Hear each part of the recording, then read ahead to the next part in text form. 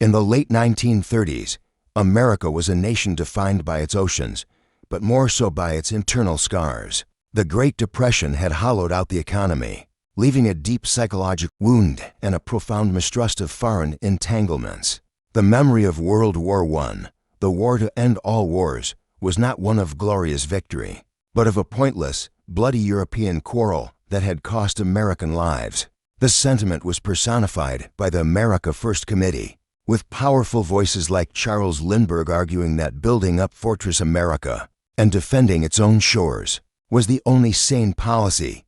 The oceans, they argued, were impassable moats, and the conflicts of Europe and Asia were, and should remain, someone else's problem. While America looked inward, the world was rapidly and violently contracting. In Europe, Nazi Germany's Blitzkrieg, a new, terrifying form of lightning war, had shattered Poland in 1939. By the spring of 1940, it had toppled Denmark, Norway, the Netherlands, Belgium, and, most shockingly, France, which fell in a mere 6 weeks.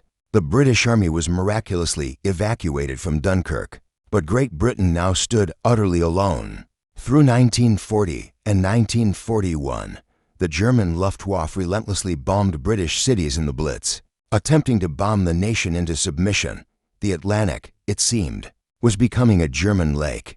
Half a world away, the Empire of Japan was on its own quest for dominance, driven by a militaristic government and a need for resources its islands lacked. It had been waging a brutal, expansionist war in China since 1937, promoting its own ideology, the Greater East Asia Co-Prosperity Sphere. Japan looked south. Its gaze was fixed on the resource-rich European colonies, British Malaya for rubber, French Indochina for strategic position, and the greatest prize of all, the Dutch East Indies for oil. With their parent countries in Europe either defeated or besieged by Germany, these colonies appeared to be ripe for the taking. President Franklin D. Roosevelt, along with many in his administration, viewed the expansion of the Axis powers as a direct, long-term, and mortal threat to American democracy. He believed that if Great Britain fell and the Royal Navy was lost, the Atlantic would become a highway for Hitler, not a barrier. But he faced a deeply divided country and a powerful isolationist bloc in Congress, especially during his 1940 re-election campaign, where he famously promised, "Your boys are not going to be sent into any foreign wars." He began to make a moral argument, framing the conflict as a fight for freedoms, while slowly pushing to aid the Allies in any way he could, short of a formal declaration of war. Roosevelt's first steps were cautious, moving from cash and carry policies to the more direct destroyers for bases deal in 1940. But the pivotal moment came in March 1941 with the Lend-Lease Act. This was a clear, decisive step away from true neutrality.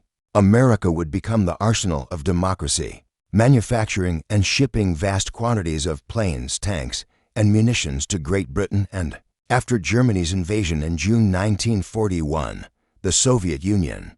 This effectively turned the Atlantic into a war zone, with German U-boat wolf packs waging an undeclared war against the American supply ships, pulling the U.S. Navy closer and closer to the fight.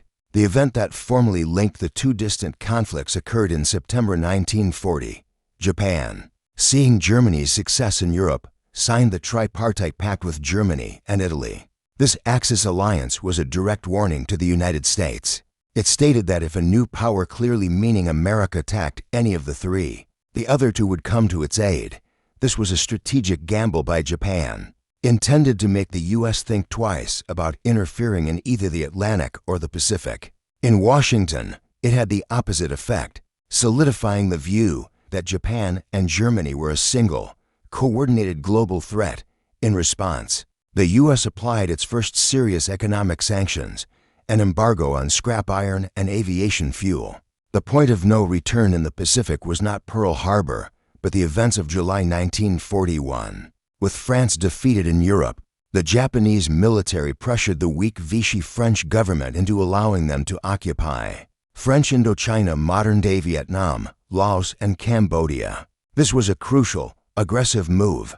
It gave Japan deep water ports, air bases, and a perfect staging ground from which to launch a future invasion of the real targets, Malaya, Singapore, and the oil fields of the Dutch East Indies. For the Roosevelt administration, this was the last straw. The time for partial measures was over. In response to the Indochina invasion, President Roosevelt made his final, decisive, non-military move. On July 26, 1941, he froze all Japanese assets in the United States.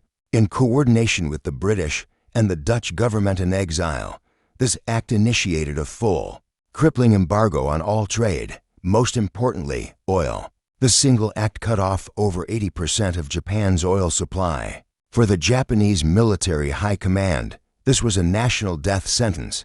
Their war machine and their entire economy would grind to a halt in less than 2 years. The clock was now ticking. The oil embargo forced Japan into an impossible corner, presenting to stark choices. The first was to comply with America's demands, which included a humiliating and complete withdrawal from China and Indochina. For the hardline military government in Tokyo, this was political suicide, a total surrender of their imperial ambitions, and a loss of face they would not tolerate. The second choice was to seize the oil they needed by force. This meant war. In October 1941, the moderate Prince Kanu resigned as prime minister and was replaced by the hardline war hawk, General Hideki Tojo. The decision was made. They would fight. The final months of 1941 were a flurry of tense, last-ditch diplomacy. Though both sides now believed war was all but inevitable, in Washington, D.C., Japanese ambassadors Kichisaburo Nomura and Saber Kurusu met repeatedly with Secretary of State Cordell Hull, but the two positions were irreconcilable. Japan offered a partial withdrawal from Indochina in exchange for the oil. The U.S. countered with the Hull Note on November 26th, which was a full, formal restatement of its demands. Japan must withdraw completely from China and Indochina. In Tokyo, this was viewed not as a proposal, but as a hostile ultimatum, a final, insulting demand for a total surrender of all their ambitions. For the Japanese military, the Hull Note was the final proof that war was the only option. The plan was the brainchild of Admiral Isoroku Yamamoto, Commander-in-Chief of Japan's combined fleet. He had studied in America. He knew its industrial power. He knew Japan could never win a long, protracted war. The only hope, he argued, was a single, devastating knockout blow, a decisive battle that would cripple America's will to fight. He secretly assembled the WWII, a powerful strike force of 6 aircraft carriers. And on November 26, the same day, the Hull Note was delivered. It sailed from a remote port in northern Japan. It began a long, silent, and perilous journey across the North Pacific under a complete radio blackout. At 7:49 a.m., Sunday, December 7, 1941, the first wave of 183 Japanese planes, led by Commander Mitsuo Fukuda, appeared over the mountains of Oahu. The harbor was a perfect, sleeping target. Fukuda famously radioed back the success signal, Tora, Tora, Tora, Tiger, Tiger, Tiger. The attack was a stunning, terrifying success.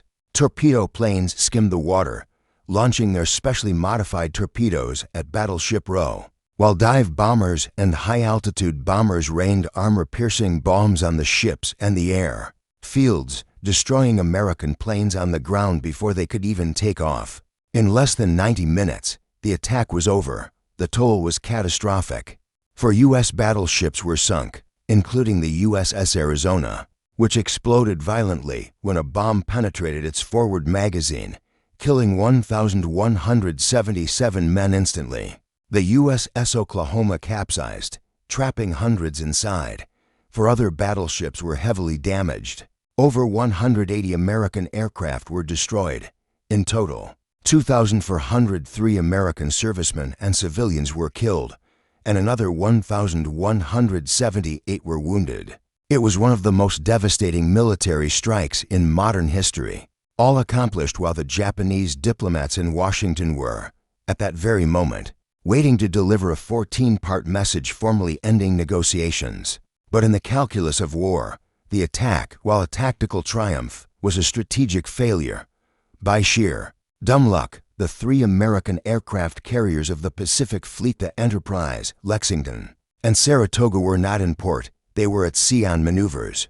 These carriers, the new heart of naval warfare, were untouched. The attack also failed to destroy the base's crucial oil depots, which held 4.5 million barrels of fuel, or the submarine pens and repair facilities. The sleeping giant, as Yamamoto would reportedly lament, had been awakened and filled with a terrible resolve.